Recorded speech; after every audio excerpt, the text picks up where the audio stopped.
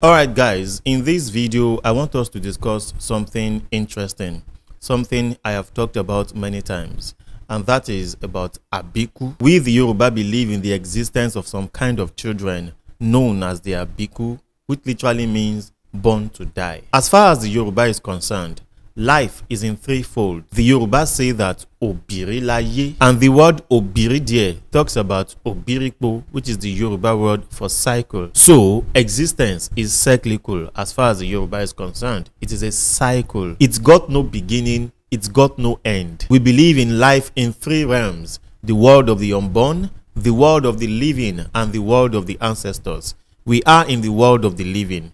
We came from the world of the unborn, and when we live here, we go back to the world of the ancestors, and from there again to the world of the unborn and back to the world of the living.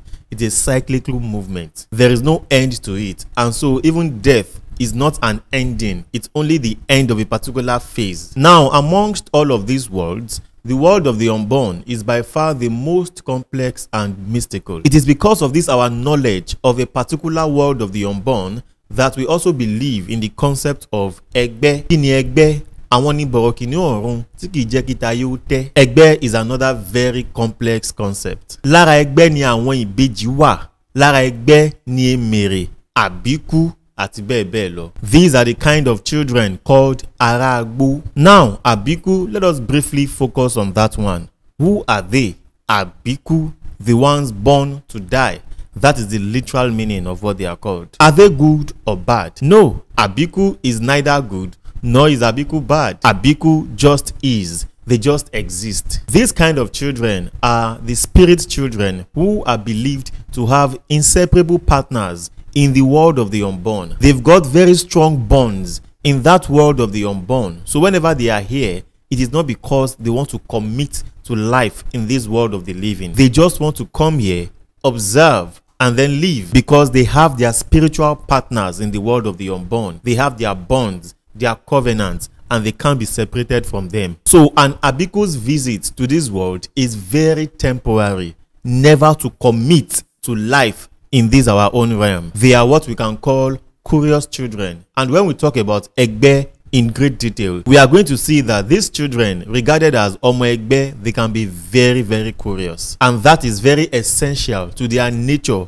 as Egbe. We'll get to see all of that in great detail very soon. So an Abiku is just a very curious child. But what is mere game to them, an experiment, an entertainment, is hurting us because we are emotional beings. We get pregnant and give birth to children because we want them to stay. We want them to commit. We want them to live. That is why we pray against having Abiku. That is why they are bad to us. We want normal children who have come into this world to build something, which is exactly why we call children Omo. And Omo is supposed to stay and build something. That is the meaning of the word Omo. Mo in that word means to build, as we have in Amokoko. Enito mo Ikoko, the one who molds pots. It means that person is molding and by extension building a house. And Omo is therefore the one who builds. This activity of building encompasses everything we do on earth. That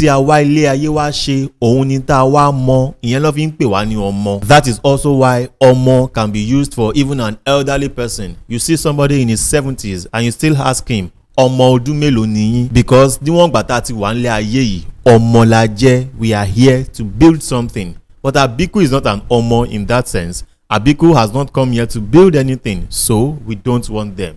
Therefore, they are bad to us. Maybe not inherently bad, but in our own experiences and by our own expectations, they are bad to us. So we give them names that we don't give to normal children. Names that we don't give to an Omo. We give them the kind of names that when you hear them, you know that no, this child cannot be a normal child. And that is what I want us to focus on in this video. The kind of names that we give to Abiku children. Brace yourself, because these names can make you feel very emotional. Now, some people argue that Abiku is not real, that our ancestors were just limited in their scientific knowledge, that what they call Abiku was just sickle cell. Well, I think we can't be too sure. In those days, there were instances where a couple will go to Ifa to consult before their marriage, and Ifa will tell them things like, ẹ̀jẹ̀ yín ò bára mu. Isn't that what we call genotypical compatibility today? In those times, we knew how to use gbere to introduce vaccine into our bloodstreams. We controlled epidemic diseases like smallpox. The Shokono movement was all about this. We even taught the Western world the science of inoculation. So a people that had this much scientific knowledge didn't know about sickle cell. They knew the scientific reasons behind every other thing, but just somehow got mystical when it came to the Abiku situation. No, we can't make horrid conclusions like that. Is it true that a better scientific knowledge or a better medical knowledge could have helped them save some children from infant death? Yes, of course, but that does not put us in a position to dismiss all that happened as mere results of ignorance. Do you know what Abiku children went through in those days? Many of them suffered serious scarifications. They will put deep marks on their bodies, very painful ones. They will even mutilate some parts of their body, cut it off. And it is said that when another child comes, believed to be the same child who had went before, when the child returns, those children always come back with the same markings on the body of the previous one. How do we explain that? When a sickle cell child dies, does the one born after come back with the markings on the previous one? So when it comes to these kind of issues, just pray that you don't experience them. Don't try to just dismiss everything as ignorance. Don't be ignorant yourself. Let us start with what I call the Oko names, and those are Kosoko, Okose, and Okoya. I know you are familiar with these names, but are you also familiar with their histories? These names are even a bit more recent than the other Abiku names, because these names came into being when we started burying children. In the ancient times in Yoruba societies, when a baby dies, the baby is not buried. In fact, we didn't always dig holes to bury people. That happened much later in our history. But even when we started burying people, when infants die, we don't bury them. And that is because, in our own perspective, when you dig a hole and plant the body of a person inside it, you are dignifying that death.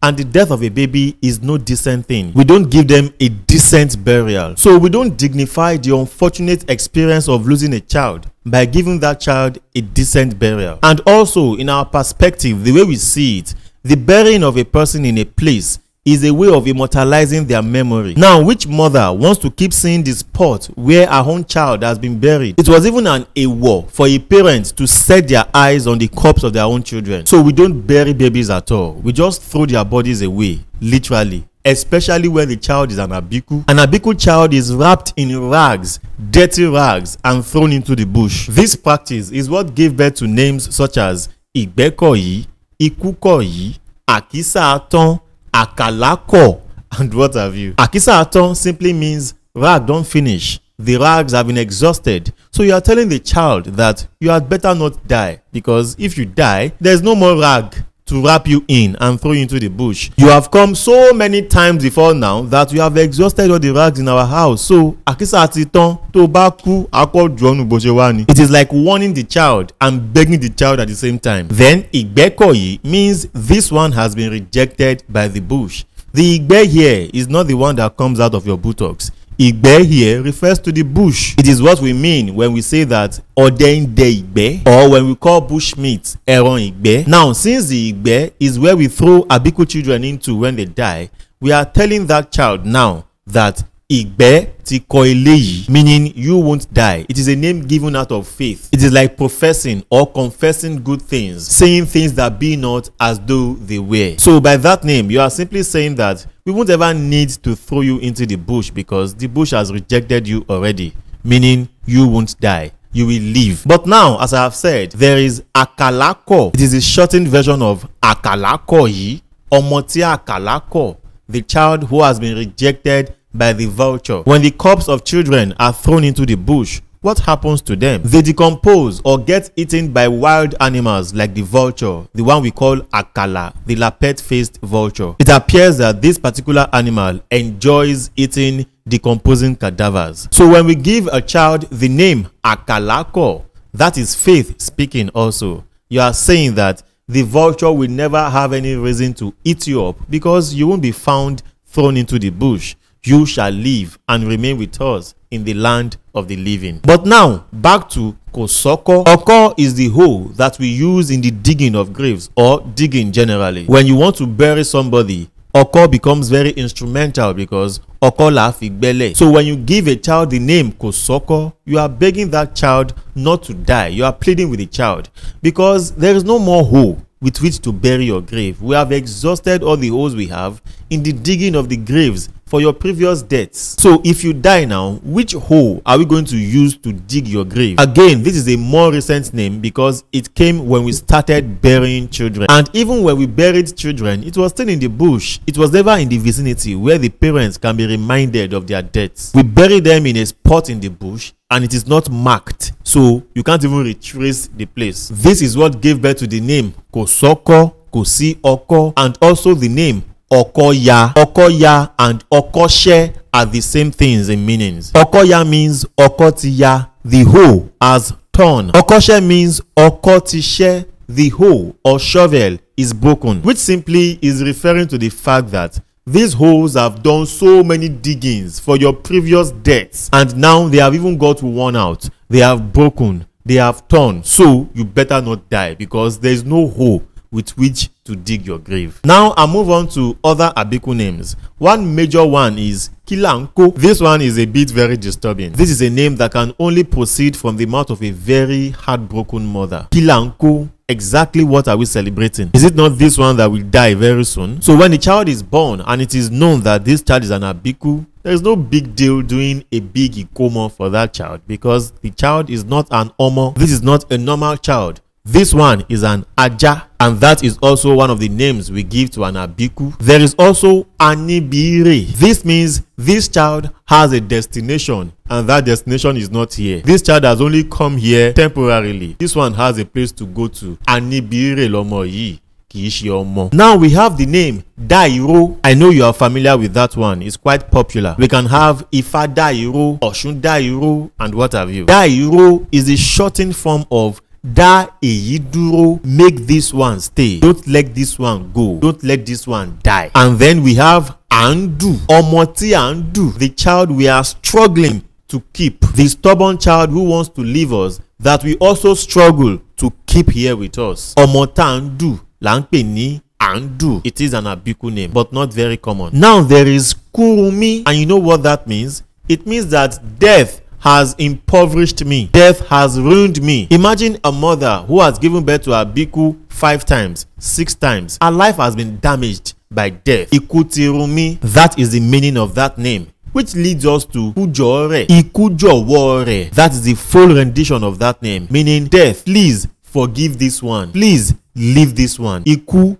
jowo eleyi, ma mu eleyi lo. Let this child stay. That also leads us to Kuda isi, ikuda eyisi, death, spare this one, let this one live. And then there is Kumuyi, the name of that very popular pastor. Ikumu iyi, because the iyi of a parent, the worth of a parent, what attracts respect to a parent is the presence of their children. Ní ilẹ̀ Yorùbá, agbàgbọ́ wípé iyì ni ọmọ níní jẹ́. Now when your children keep dying, that means death keeps taking away your iyi, keeps taking away your respect, your value.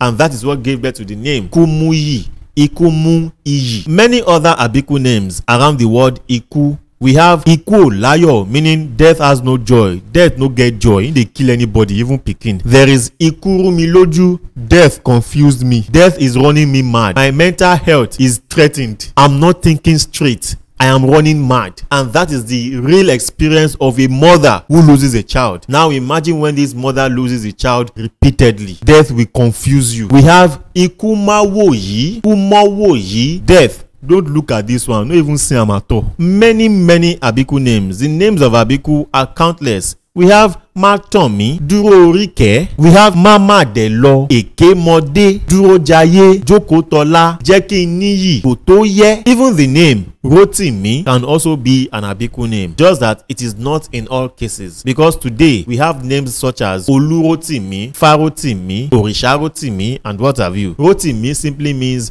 Durotimi, but it can be an Abiku name when we tell a child Durotimi, Malo. But again, remember that it isn't in all cases. Ladies and gentlemen, of course, we will talk more about Abiku when we go into Egbe, especially in the Ifa series that we have already embarked on. Catch you in the next very exciting video. Please do well to subscribe to our channel and also like, comment and share so that others can see what we do also. And of course, I part with you with the assurance of the fact that indeed, Washiri, it is because of our belief in the isn't that what we call genotypical compatibility? But that does not put us in a dismission. They get eaten by wild animals like the lapel-faced vulture. Say vulture. Please do well to subscribe to our channel and support what we do.